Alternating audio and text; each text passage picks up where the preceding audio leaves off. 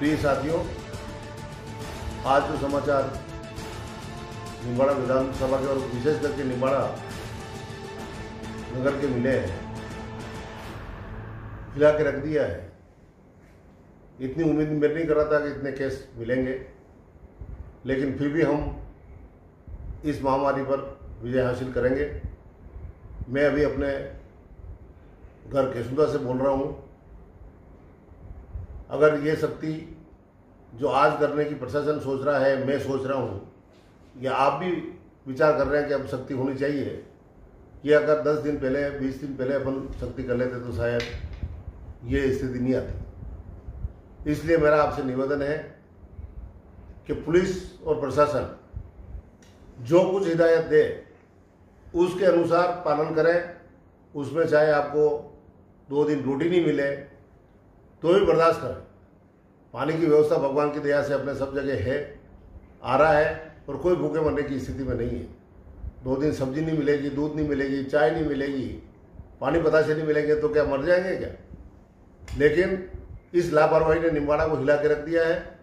इसलिए मेरा आप सबसे निवेदन है कि चाहे कितनी भी परेशानी आवे, उसके बावजूद भी पुलिस प्रशासन के आदेश का पालन करें और अपने घर से बाहर बिल्कुल नहीं निकले, सावधानी रखें, अपने और अपने बच्चों का भविष्य देखें। ये बीमारी ऐसी है कि कहाँ से उठ के आ जाएगी किसी को कोई पता नहीं। मैं भी घूम रहा था, मैंने भी निम्बाड़ा में मीटिंगें ली है, सबसे मिला हूँ। जो आज पॉजिटिव आए उनसे भी मैं मिला हूँ। उसके बाद भी मैं हिम्मत से ये आपसे यही निवेदन करना चाहता हूँ कि आज से मैं भी सावधान हूँ। मैं भी किसी से नहीं मिलूंगा और आपसे भी निवेदन है कि आप किसी से नहीं मिले। और अगर कोई खाना नहीं मिले 2 दिन तो उससे कोई अपनी जिंदगी खराब नहीं होगी। जैन समाज के साधु 1-1 महीने तक खाना नहीं खाते हैं और उसके बाद भी वो जीवित रहते हैं। तो 2 दिन खाना नहीं मिलेगा तो और जिंदा नहीं रहेंगे। और खाना तो वैसे भी आ रहा है, सप्लाई हो रही है, लेकिन ये सब्जियाँ और दूध और ये न वो न बाजार में पान तम्बाकू सिगरेट खाने के लिए भी आप निकलते हैं। इस कारण से निम्बाड़ा की ये स्थिति हुई है। इसलिए मेरा सख्त से सख्त निवेदन है और हाथ जोड़कर निवेदन आपसे कि आप बिल्कुल पुलिस और प्रशासन के आदेशों का पालन करें।